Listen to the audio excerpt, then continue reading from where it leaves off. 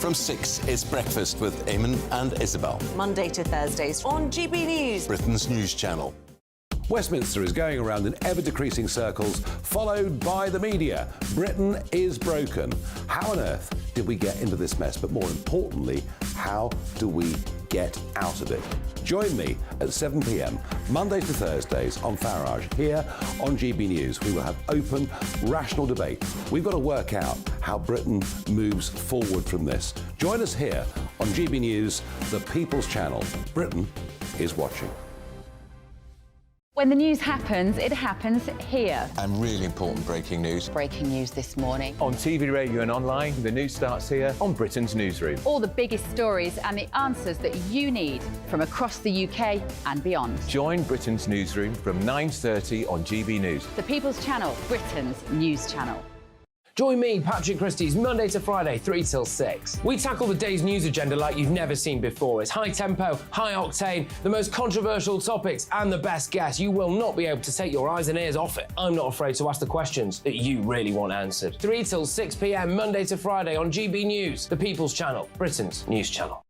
People in Britain, they love free speech, but they also love fair play. I don't care if I'm speaking somebody from a trade union, from the Labour Party, somebody from the SNP. And I think the viewers like to see that actually we can challenge one another, but in a positive way. We think we ask the questions that people want to ask, and often we ask the questions that we wanted to ask in Parliament but never got the chance to ask. So join us every Saturday, 10 a.m. till noon on GB News, Britain's news channel. It's all about family, being in people's living rooms, all the interaction and getting to know who our viewers and listeners are. When I was young, my dad used to say, "Nana, stop arguing." I wanted an outlet that would enable me to give my opinion. People are going through a really hard time right now, and I know that you don't feel like you're being listened to by the establishment. I came to GB News because it's the People's Channel, and I want the audience to have their say on the events of the day. We're dynamic. We do something different. Democracy shows that the wisdom of the nation is in its people. I get to travel to find out what the story is from a personal perspective. The British people aren't fools. We know when we're not being told the full story. We've got to work out how Britain moves forward from this. It's the best country in the world. The establishment had their chance. Now we're here to represent your views. Britain's watching. Britain's watching. Britain's watching. We're proud to be GB News, the People's Channel, Britain's news channel.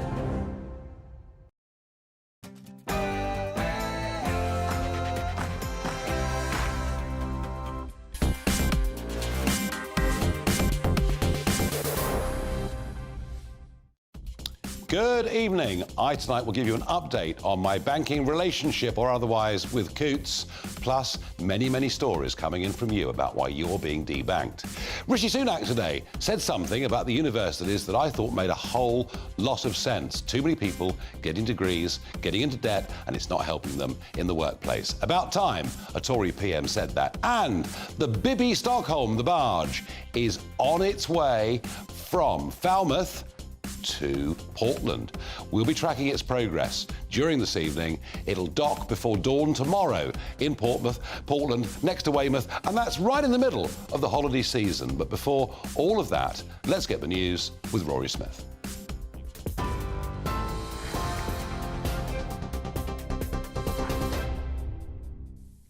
Thank you very much, Nigel. The Immigration Minister says the illegal migration bill must be allowed to become law without it being weakened.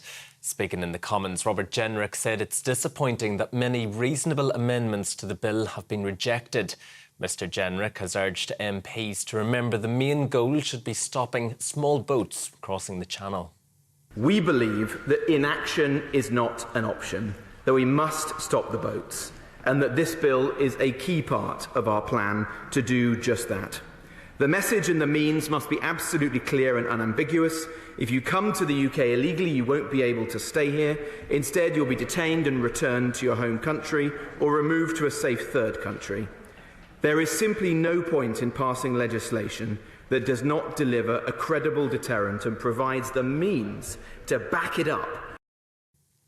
The Prime Minister wants to put an end to universities taking advantage of people with low-quality courses.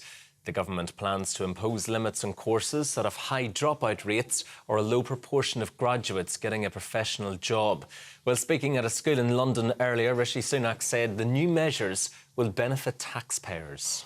Now, for many people, university is the right answer and it does brilliantly. But actually, there are a range of people who are being let down by the current system. They're being taken advantage of with low-quality courses that don't lead to a job that makes it worth it, leaves them financially worse off. That's what we're clamping down on today. But at the same time, making sure that young people have a range of fantastic alternative opportunities, whether that be apprentices or higher technical qualifications, for example. So the key message is, look, you don't have to go to university to succeed in life. There are a range of fantastic options, and that's what we're delivering. A new drug has been hailed as a turning point for Alzheimer's. Donanemab has been found to slow clinical decline by up to 35%, meaning that people with the disease could still go about performing day-to-day tasks. The drug is being assessed to see if it can be used in the NHS. The Foreign Office has issued an extreme heat warning as southern Europe braces for record-breaking temperatures. British holidaymakers have been cancelling or changing their trips abroad. That's ahead of the school holidays next week. Well, meanwhile, China has recorded its hottest ever temperature at 52.2 degrees in Sanbao. That's a remote town in the country's northwest. TV, online, DAB+ radio and on TuneIn. This is GB News. Now, though, back to Nigel.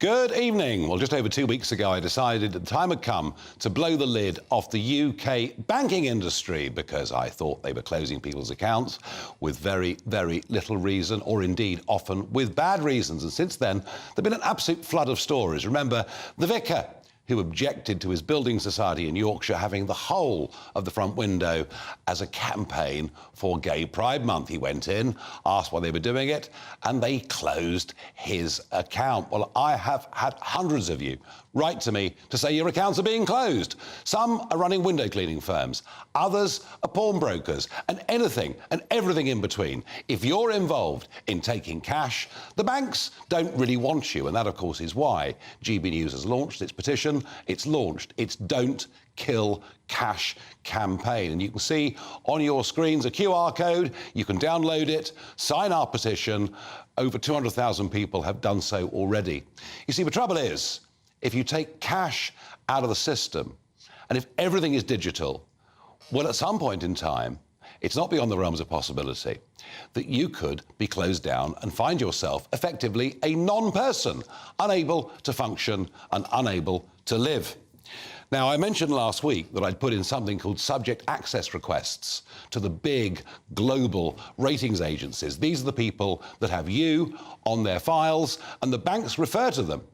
The banks refer to them to find out whether, basically, you're a creditworthy individual. Well, I also put that request into Coutts Bank. They had 30 days to respond, and the deadline was midnight on Friday. And just a few hours before the deadline, I got back the data on me. It is an extraordinary 40 pages of information on one NP Farage and his business. I can only say, having looked at the content, that I am shocked.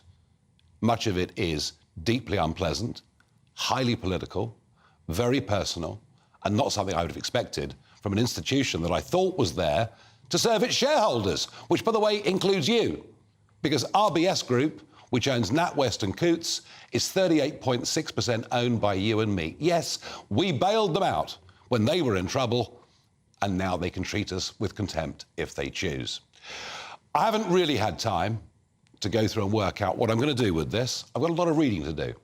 But a couple of little pointers. Brexit is mentioned over 30 times, and Russia is mentioned 22 times. So I think we can see exactly the direction of travel, and I will talk a lot more about this and what it means tomorrow. And by the way, don't think this is just about N. Farage. Report in the Times newspaper today that said Refinitiv, one of those big agencies that I referred to earlier, Refinitiv will be able, on behalf of the banks, to put in all the bank accounts and names they've got and monitor social media. Just think, if you were to say something on Facebook that somehow did not accord with the bank's so-called values, you too could find yourself closed down. And if we're not careful, if we don't fight back, we're going to finish up with a Chinese-style social credit system. And that is why I'm going public on this. I'm not just doing it for me. If they can come for me, believe me, they can come for you. Now, change of gear. 25 years ago, Tony Blair said 50% of young people should go to university. We all thought it sounded utterly ridiculous. When I left school, 12% of people went to university. And I wouldn't for one moment say that university isn't ideal for certain people who've got high academic skills or a training for certain jobs that absolutely need a degree. But the target of 50% I thought was truly extraordinary. The odd thing is, all through these years and all through this journey, the Conservative Party supported that Blairite vision, and more young people have gone to university, racking up debt. Even when interest rates were virtually zero, they were being charged 6% on their university loans. Most youngsters come out now from university with a debt of around about £50,000. Now, if of course that means they're going to go off into much better paid jobs than if they'd not gone, well, I get it. It makes sense. The trouble is, in many cases, they don't. And what Rishi Sunak said today, I thought was really, really interesting. He said, too many young people are being sold a false dream and end up doing a poor quality course at the taxpayer's expense, which doesn't offer the prospect of a decent job at the end of it. And I think that's the most sensible thing a Conservative Prime Minister has said in the whole of the 13 years. Labour don't agree at all. Bridget Phillipson, the Shadow Education Secretary, says that the government are attacking the aspirations of young people. And yeah, it has become an aspiration for huge numbers of people to go to university. Almost peer pressure to go to university, to have 3 really great years.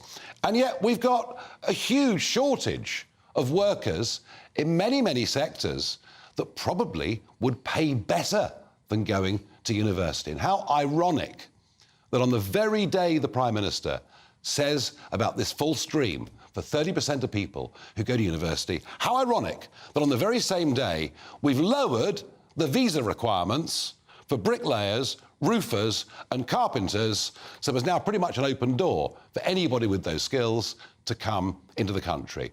I'm sure Mr. Blair will be very pleased because he believes in an open door. He sees it, of course, as a way of getting us back into Europe. But why are we not training our own bricklayers, carpenters, plumbers, people who, once they've got the skills, can earn a very good living?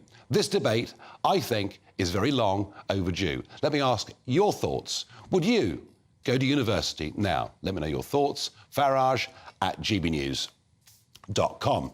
Now, I'm joined by Josh Freeman, Policy Manager at the Higher Education Policy Institute, and Alfie Best, Chairman of Wildcrest Parks, a mobile home park company, rather a big one. Josh, you know, here you are representing higher education. Is Bridget Phillipson right when she says of Rishi Sunak's comments that it's an attack on aspiration? Well, first of all, thanks very much for having me on board. An attack on aspiration is quite strong language, I think. Let's make a couple of things clear here, because I do think it's important that, you know, universities are subject to accountability. Right, we spend an enormous amount of money, the students spend an enormous amount of money to go to university. And the taxpayer. And the taxpayer spends an enormous amount of money to send them there. So it is important that universities are held accountable for what students do and their experiences there. That's very important. However, there are a couple of potential issues with this policy that, depending on how it is implemented, could end up being a problem. The first thing is on quality. They've said, you know, we want to end rip-off courses. But what does it mean to be rip-off?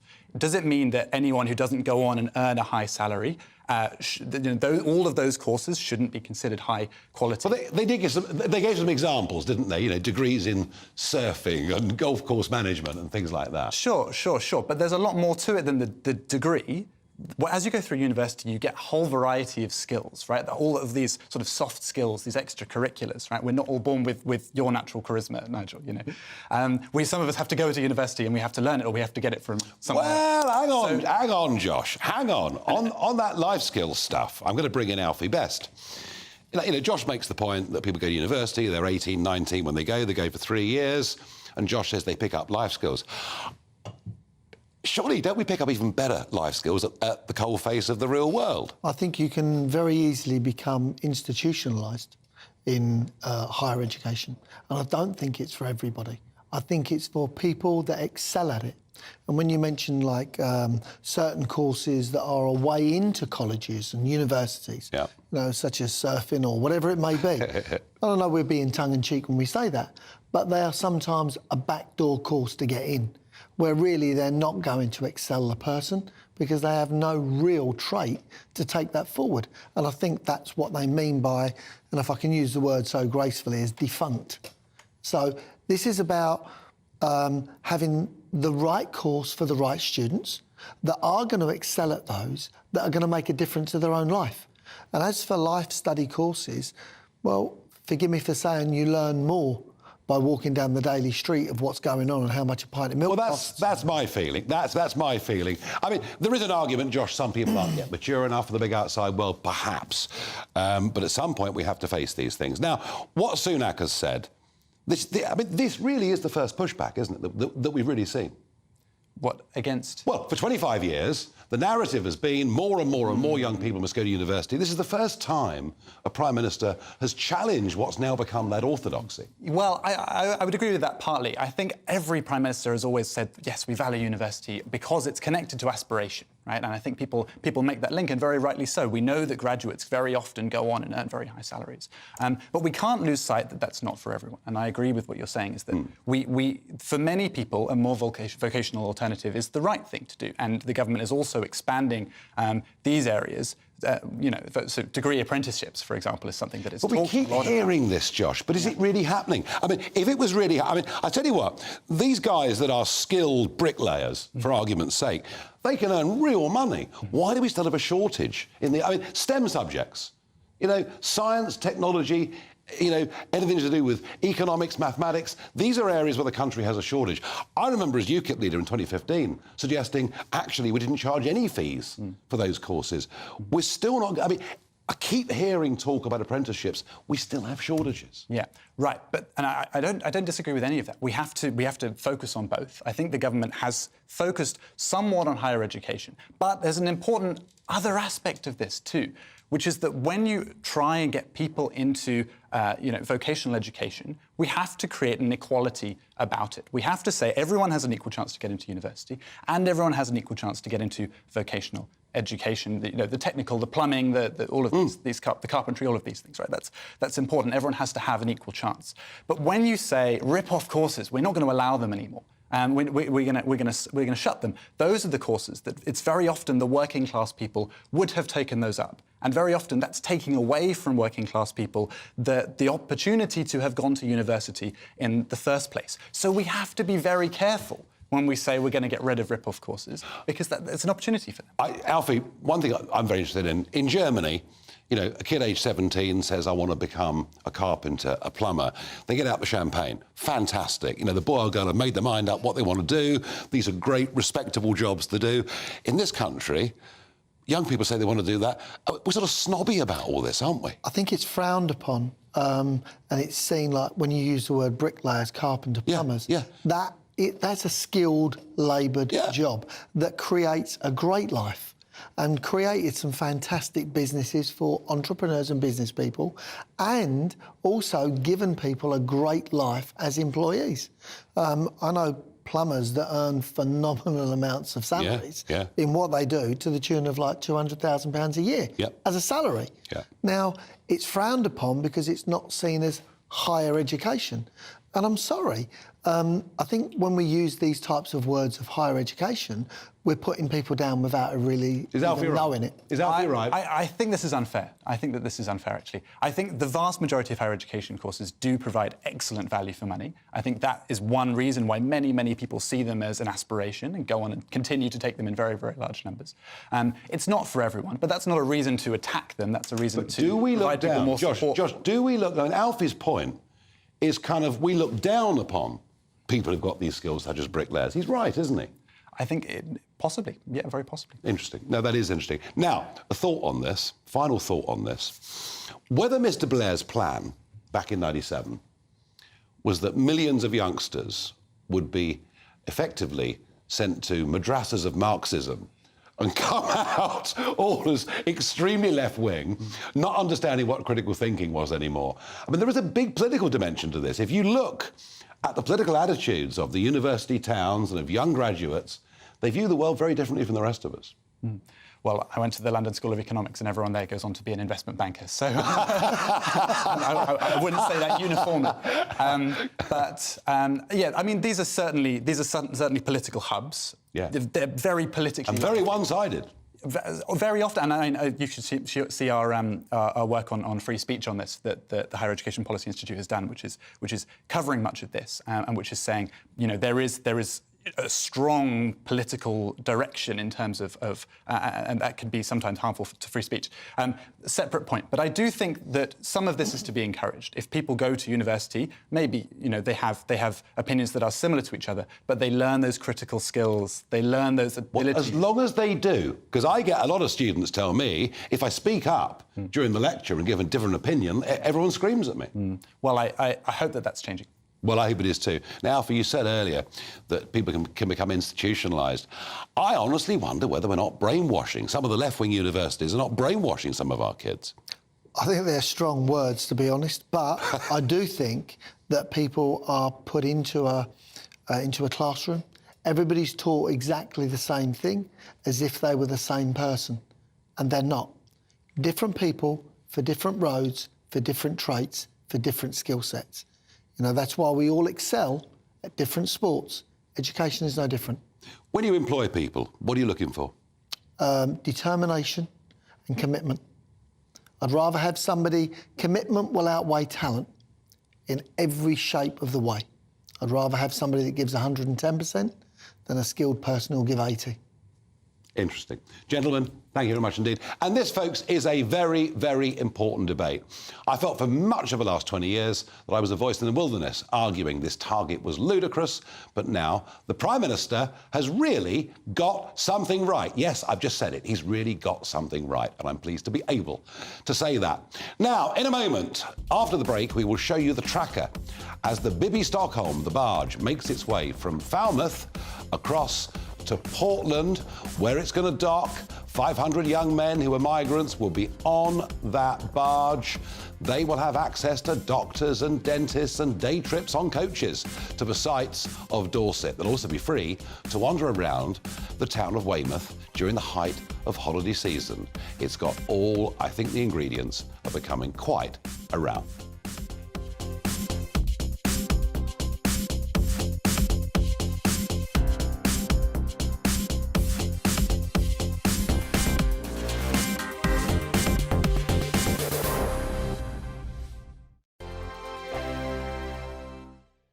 What you get for breakfast is something that, if we do our jobs right, you will wake up to news that you didn't know the night before. It's a conversation. It's not just me and Eamon. We want to get to know you, and we want you to get to know us.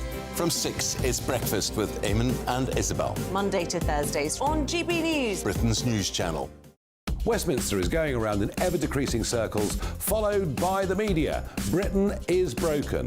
How on earth did we get into this mess? But more importantly, how do we get out of it?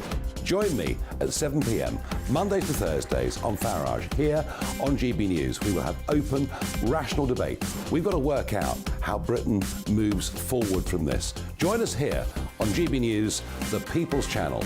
Britain is watching. When the news happens, it happens here. And really important breaking news. Breaking news this morning. On TV, radio and online, the news starts here on Britain's Newsroom. All the biggest stories and the answers that you need from across the UK and beyond. Join Britain's Newsroom from 9:30 on GB News. The People's Channel, Britain's news channel. Join me, Patrick Christie's, Monday to Friday, 3 till 6. We tackle the day's news agenda like you've never seen before. It's high tempo, high octane, the most controversial topics and the best guests. You will not be able to take your eyes and ears off it. I'm not afraid to ask the questions that you really want answered. 3 till 6 p.m, Monday to Friday on GB News, the People's Channel, Britain's news channel.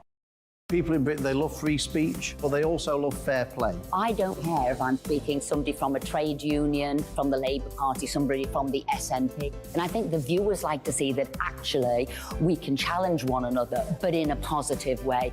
We think we ask the questions that people want to ask, and often we ask the questions that we wanted to ask in Parliament but never got the chance to ask. So join us every Saturday, 10 a.m. till noon on GB News, Britain's news channel.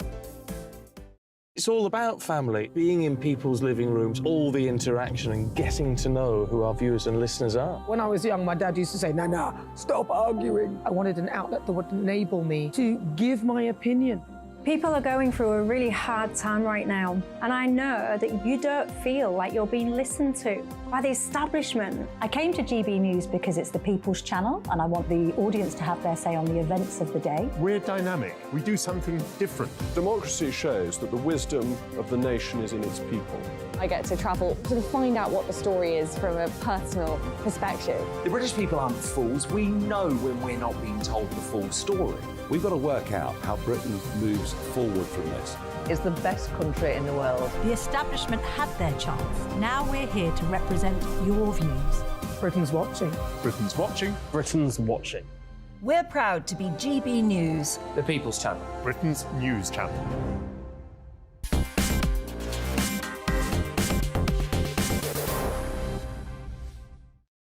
I asked you, would you go to university now?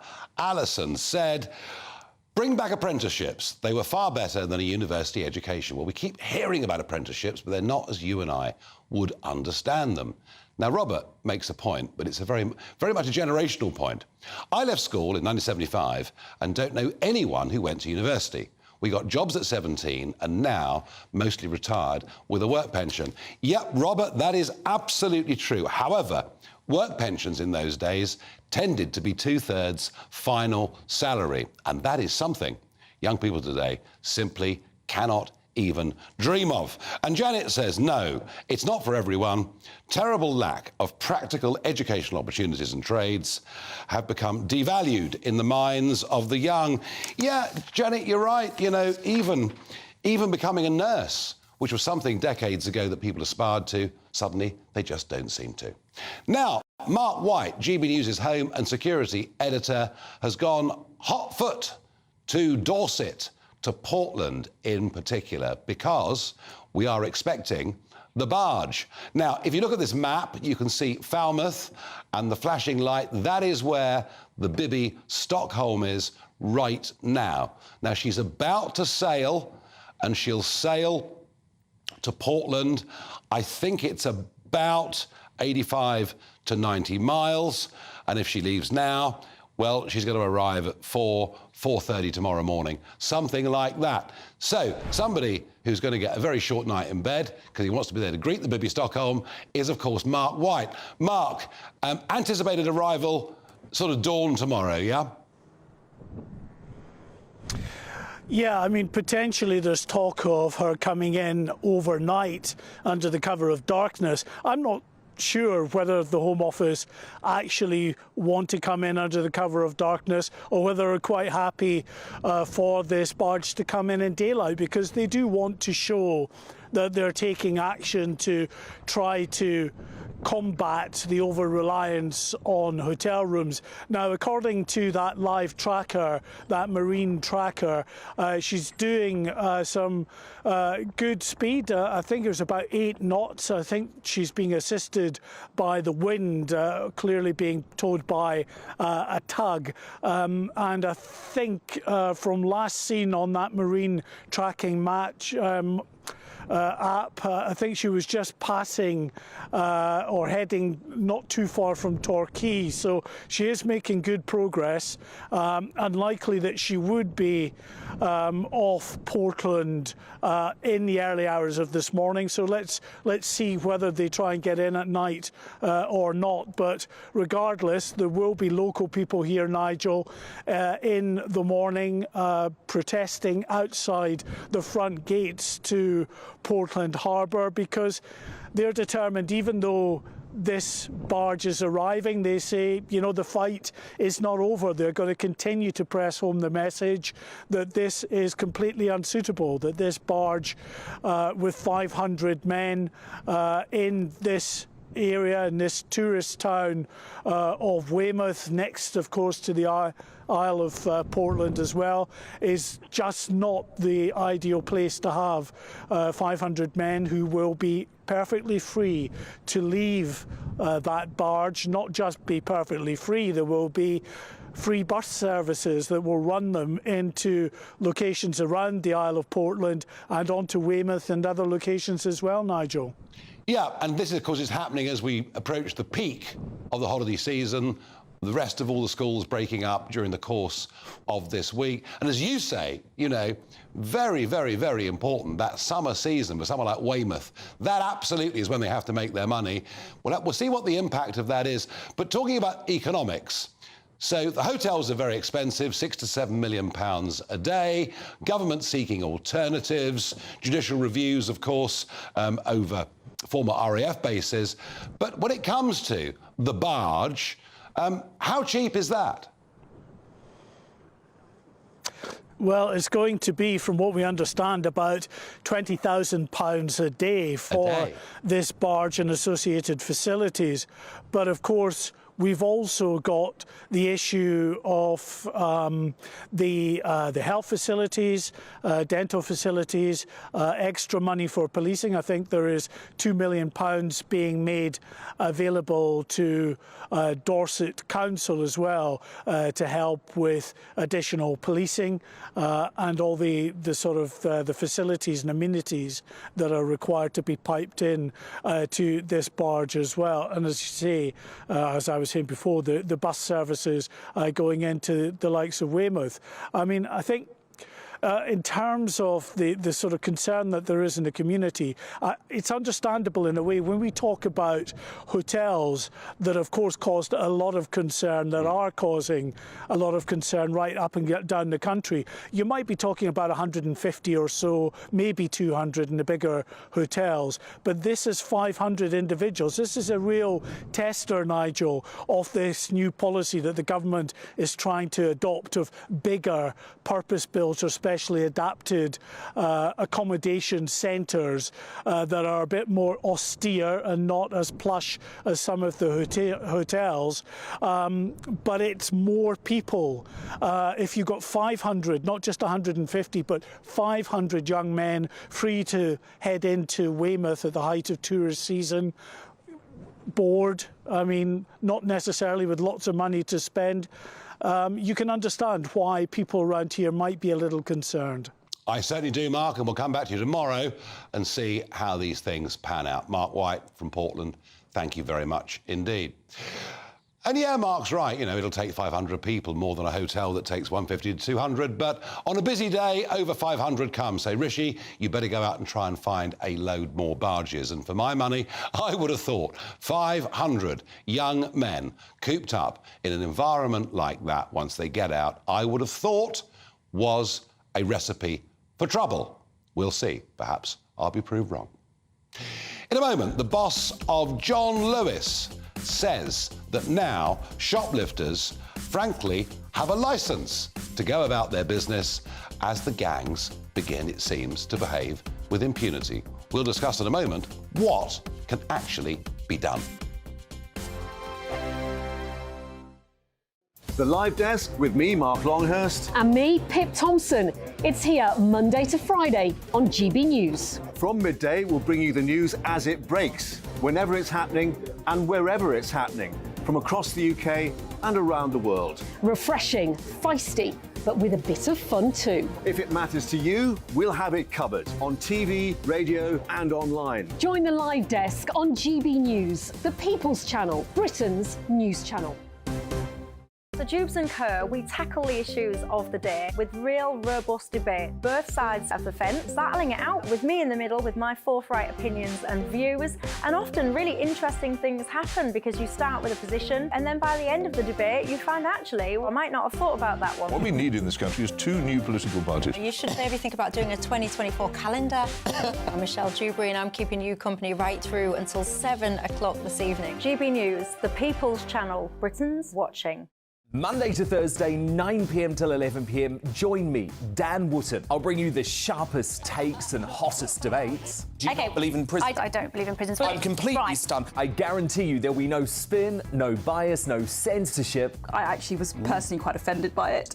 And no reason to go to bed. So I guess they've always been quite woke. That's Dan Wootton tonight on TV, radio and online. Monday to Thursday from 9 p.m. till 11 p.m. on GB News. The People's Channel, Britain's news channel. In a world of dull and predictable radio and TV shows. Oh, hi. On Mark Dolan tonight, we've got big guests. We drill into the big stories of the day. The show adds up to a brilliant listening and viewing experience. Mark Dolan Tonight is the most entertaining current affairs show ever, and that's a fact. That's Mark Dolan Tonight, Friday, Saturday and Sunday from 9. Only on GB News, Britain's news channel. Like all families, we have arguments every now and then, but actually we agree on what the mission of GB News is, and that's the most fundamentally important thing. GB News provides the kind of platform that lets all voices be heard. We don't hold back. We're free to say what we really think. Just because some people who live in a tiny little Westminster bubble think that their particular story is important, that's not the most important story for me. And often they will be difficult stories, stories that you won't find on the establishment media. Because what people think in the north of England may be very different to what they're thinking in the home counties. We're going to carry on telling the world what life is really like for households up and down the UK. We love to be in your car, in your kitchen as you're having your breakfast. Whatever you're doing, you are part of the show. If it matters to you, it matters to us. Britain's watching. Britain's watching. Britain's watching. We're proud to be GB News, the People's Channel, Britain's news channel.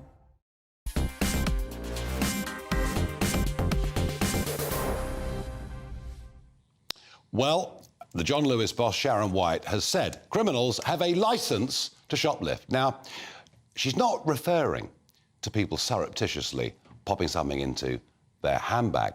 Yes, that is a part of the problem, and it's always been a part of the problem for stores and shops of all kind. And there are some that will say, of course, with hard times, you're more likely to see an increase in shoplifting. But no, what she's really referring to is a different phenomenon. It is gangs.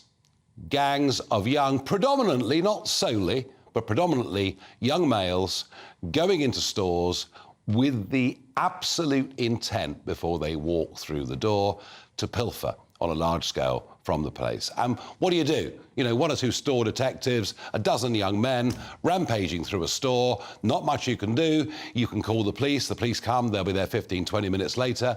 The odd person will get caught, but not very many people will get caught. I think it's part of increasing lawlessness in our society. Well, maybe I'm taking an old-fashioned view, but I've heard of incidents of this all over the country. A gang of youths going in, stealing, walking out, and nothing really gets done. But can the police respond? Are there enough police to respond? It's not an easy one. Well, Stephen Roberts is a former Deputy Assistant Commissioner of the Metropolitan Police. Stephen, good evening. Welcome back to the programme. He's going to come any moment now, I hope. Yes, I've got him. Stephen, shoplifting, it's always been there.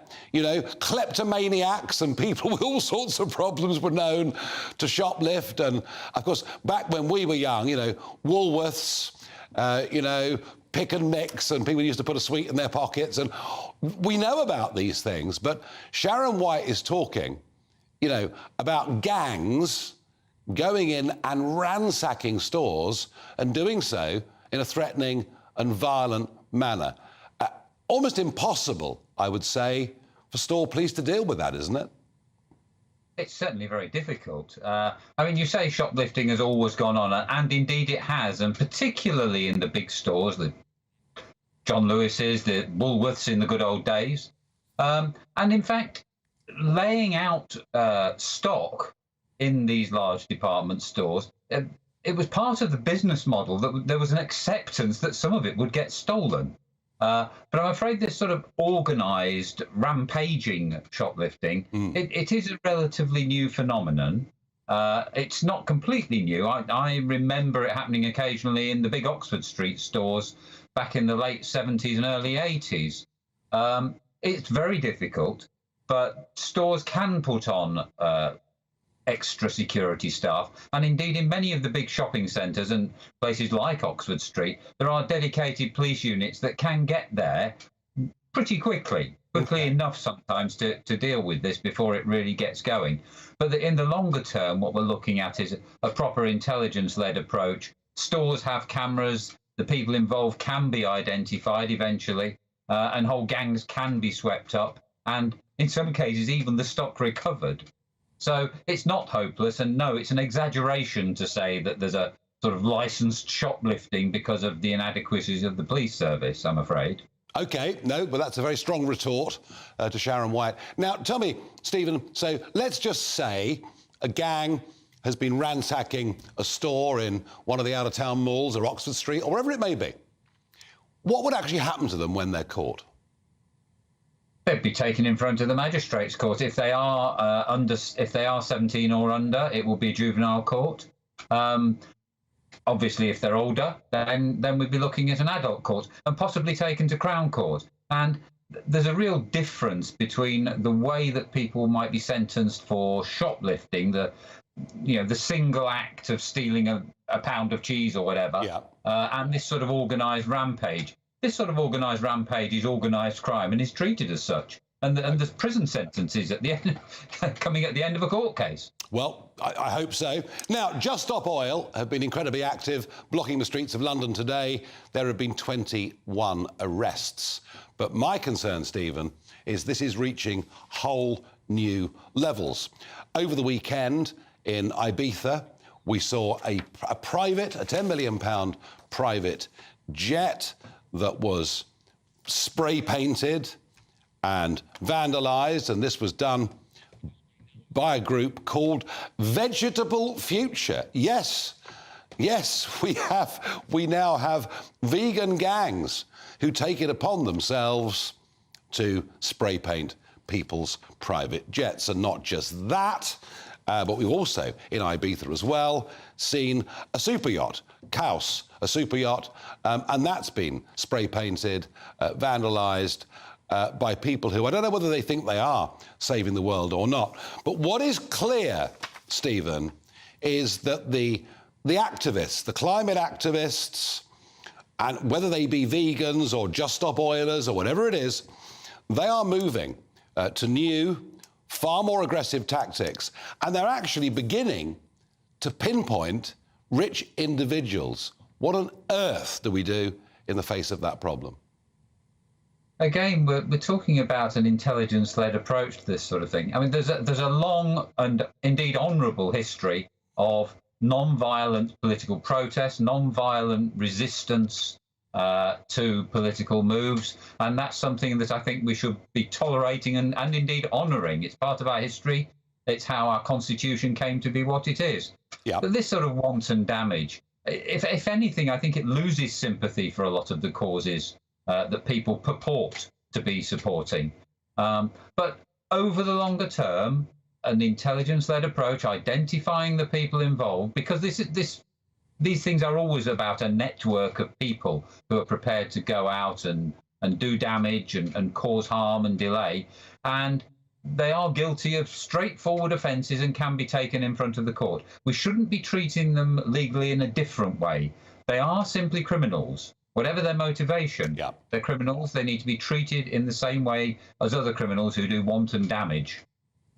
Stephen Roberts, as ever, the voice of common sense policing with, I think, a note of optimism that things sometimes are not quite as bad as the headlines in the morning suggest. Stephen, thank you very much indeed. Now, I wonder, for all of those people out there disrupting, protesting, throwing orange powder on courts at Wimbledon or attempting to stop the Test match at Lord's or whatever else it may be, I wonder whether they might have a think about solar panels, because it is my What the Farage moment of the day. There's a huge row going on because 45% of the world's polysilicon, without which you cannot make solar panels, is produced in a certain Chinese province called Xinjiang. And that, of course, is where the Uyghurs live.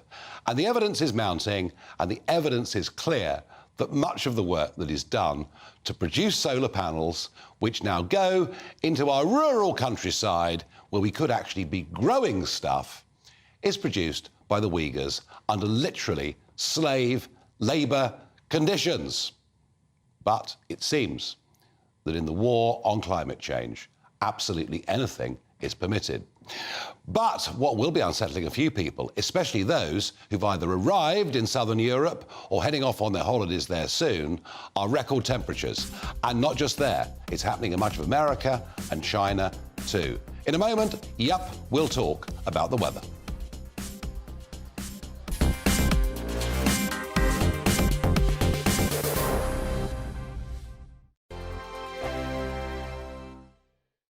Monday to Thursday nights on GB News. At 6, it's Dubes & Co. 7 o'clock, Farage. At 8, join Jacob Rees-Mogg. And at 9, Dan Wootton Tonight, followed by Headliners. On TV, radio and online. This is GB News. Now then, Lee Anderson here. Join me on GB News on my new show, The Real World, every Friday at 7 p.m, where real people get to meet those in power and hold them to account. Every week, we'll be hearing your views from up and down the country in the real world. Join me at 7 on GB News, Britain's news channel. Join me, Camilla Tominey, on Sunday mornings from 9:30, taking the politicians to task and breaking out of SW1 to see how their decisions are affecting you across the UK. Bursting the Westminster bubble every Sunday morning, only on GB News, the People's Channel. Britain's watching. Join us every night on GB News at 11 p.m. for Headliners, which is 3 top comedians going through the next day's news stories, which is exactly what you need, because when the establishment has gone crazy, you need some craziness to make sense of it. So join us 11 p.m. every night on GB News, the People's Channel, Britain's news channel. I'm Andrew Doyle. Join me at 7 o'clock every Sunday night for Free Speech Nation, the show where I tackle the week's biggest stories in politics and current affairs with the help of my 2 comedian panellists and a variety of special guests. Free Speech Nation, Sunday nights from 7 on GB News, the People's Channel, Britain's news channel. Every Sunday from 11, join Michael Portillo. There will be topical discussion, looking at the week before and the week to come. So kick back and relax at 11 a.m. on Sundays on GB News with me, Michael Portillo. GB News, the People's Channel, Britain's news channel. I joined GB News because I was sick and tired of not hearing my views being represented, not just mine, but so many people that I knew and spoke to. I just couldn't get my voice out there. I couldn't say anything. I couldn't do anything. Whatever the narrative was, I kind of had to follow it. GB News is there to provide a voice for those who have been ignored by the establishment media. We think different things, we've got a different style. GB News is here to be optimistic and positive about the future. It's real kind of dynamic and flowing, with the audience very much at the heart of it, like a big family. Here at GB News, we talk about the things that matter to you. Hearing the voices from right across our towns and cities, especially our towns. All sides of the argument represented with a heavy dose of opinion. We're on a mission here to make a difference. And the GB News family really is here for you, and whatever time of day you can watch or listen. Britain's watching. Britain's watching. We're proud to be GB News, the People's Channel, Britain's news channel.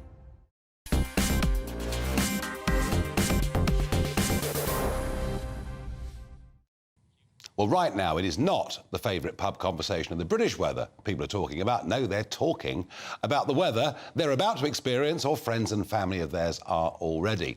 Now, I can show you pictures of the Vatican, where it's been 38 degrees. It's expected to get up into the early 40s tomorrow, but that is as nothing compared to some of the temperatures that are expected this week, and we're thinking about what's going to happen in much of America, 25% of America, facing possible record temperatures. The same can be said of parts of China too. And Southern Europe, where huge numbers of Brits are heading over the course of the next few weeks. Well, we're talking about temperatures, I mean, actually pretty unbearable, beastly temperatures. Jim Dale, Senior Meteorologist at British Weather Services. How extreme is the Mediterranean going to be? Millions of Brits heading in that direction. Well, it's not the usual, let me put it that way. This is very unusual. Holidaymakers go in that direction for obvious reasons. They want the sun. They want the sun, and they want the blue sky. They want that sort of feeling that they're not getting what they're getting here at this moment in time in the UK, in Ireland and places like that. So that's where they head. But the temperatures at the moment in those parts of the world, they're 5, 10, sometimes 15 degrees, and this is sustained. It's not a single day and it's away. This is sustained, and even looking forward, it's got longevity, yeah, another 2-3 weeks of it, so it's going nowhere fast. And up in the high 40s in parts of Southern Europe? Yeah, potentially so. We're looking at records. I think the record is in, where is it? Sardinia, one of those places, in and around there. And I think it will be the mid-40s that we see. But you've already mentioned one or two other places in the world. Yeah. And I mean, we had 2 days last year, a Monday and a Tuesday in July last year that were exceptionally hot. Yeah. Other than that, the summer wasn't particularly, was it? It crept upon us. It really did. I mean, this is, if you like, the second exceptional summer. Not for the UK. We're kind of floating off into the Atlantic somewhere, but that's the way it is. But for other parts, for Europe, for I mentioned America, China, North Africa. The point is about all of this is yes, any place can get exceptional temperatures. Any place can get record temperatures. That can happen on its own. But what you got, the exercise that meteorologists, climatologists particularly do, is they join the dots. What they do is they look around the globe, see what's happening, and see where these records are being made and the height they're actually getting to. And once you do that, and it's all happening at once, that's the time when your ears prick up a little bit. You know something's going off that is not usual. And the big catalyst in all of this is sea temperatures, ocean temperatures. Yeah. Now, they have been really exceptional. Yeah, and we are governed by the oceans, make it absolutely clear. It's not so much the land that governs the weather, it's the oceans. And we got an El Nino that's coming into fruition. It's still not at its strongest. I'm fearing what's going to happen next year, 2024, if it materialises as to be a very strong El Nino. If it does, those temperatures that we're talking about now, say between 40 and, in China, 52, they're going to be surpassed again. And make this absolutely clear, because I know a lot of people listen to this programme, and a lot of people say, oh, I've been there, I've done that, I'm OK with that. But actually, at 40 degrees, the body starts to break down. It literally does. In terms of the organs and how you might feel. It's a bit like being drunk, if you like. You know, you've had too much of this and it starts to affect your brain. So you go from 40 to 45, then to 50. Go back a little bit, go to last year. You mentioned last year. One of the Barcelona Health Institutes, calculated, it took them about a year to do it, came out and said that the deaths associated with the heat wave in last year were around about the 60,000 mark. So this is a very serious problem, and it doesn't just affect the person, it also affects crops, ecosystems, if you like. We had a problem going back in the wintertime when we had a little bit of snow in Morocco, if you remember, and people said at the time, is it the weather or is it Brexit? Is it one or the other? Do you recall?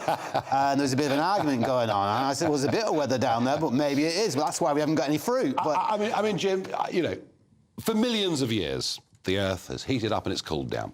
There's a raging debate as to what man's impact has been on this. But I'm not going to debate that right now. But we are where we are. You know, even if we stopped all CO2 emissions tomorrow, you're right. Even if we did, we are where we are. For whatever, I mean, I've always looked at it, only 3% of carbon dioxide is man-made, but I don't want to argue about that with you here and now. I know you believe that man is causing climate, and that's fine, But what on earth do we do? How do we adapt to this? Let's assume this is not a freak. let's assume, just for the sake of argument, that we are going to have extreme hotter summers. What do we do? Well, the first thing is to think in that direction. You don't think for the better necessarily. I don't want to be negative here, but you think for the worse and you make the plans, if that makes sense. Are we doing that?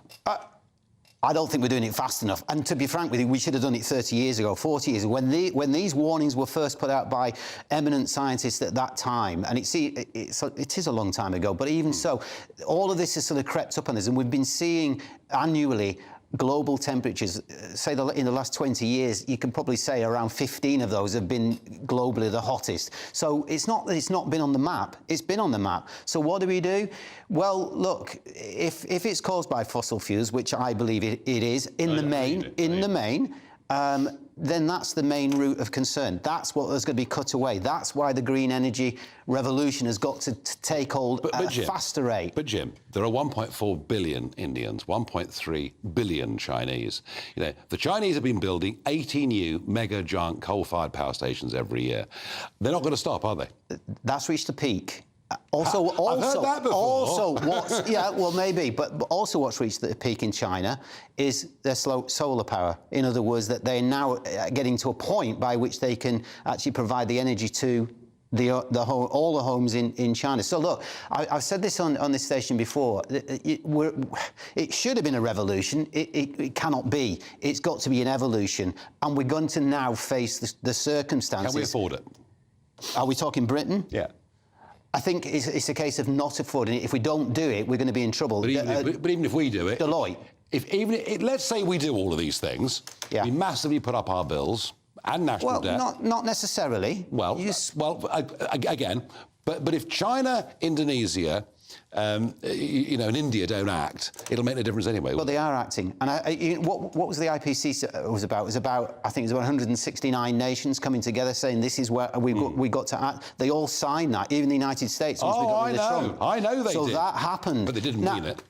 No, well, meaning it and doing it. I think certain countries are doing it extremely well, some of the Scandinavian countries. But look, you know, we're coming back to bare facts here, and that is what we started with. It's going to be a real problem going forward for health, for agriculture, for other things. Jim, so we've got to go in that direction. We hear you very clearly. Thank you. Thank you very much indeed. I've got a quick Barrage the Farage from Ernest. Hello, Nigel. It's Ernest here. And I just wondered why UKIP had the other main parties panicking. Couldn't they sort out their differences? UKIP let them off the hook and leave supporters with little hope of Brexit done as they wanted. Thank you. Well, Ernest, you can say UKIP let them off the hook, and maybe we did, but I think the point was we just reached a juncture where we had to get Brexit over the line. Sadly, we trusted the Conservatives to do it. Very few in the Conservative Party actually believed in it, which is why it's not been properly delivered, which is sad. At least constitutionally, we did get it over the line. Now, Jacob, recess this week. Recess this week. When is that? Wednesday or Thursday? Thursday. Thursday. By-elections as well. By-elections? What are they? Somewhere in Somerset. Oh, there is one next door to me, yes. What have you got tonight, quickly? What have we got tonight? We're going to be doing inheritance tax. Fascinating poll in the Times on Saturday saying that many, many people expect to pay the tax than who do. It's a sort of aspirational tax, that if you're positive about yourself, you think you'll be caught. And it's a bad tax economically. It damages the allocation of capital. And I saw the headlines. For the 150th time in my life, the Conservatives are pondering. We must do it. We must. Yeah. No, it won't happen. Of course, it won't happen. Not a manifesto commitment. We need to do it. It never does. Oh, you're such an old cynic. I've seen it all before. Now, following Jim Dale, let's have a look at the all-important weather. The temperature's rising. Boxed Solar, proud sponsors of weather on GB News. Hi there, it's Aidan McGivern here from the Met Office with the GB News forecast.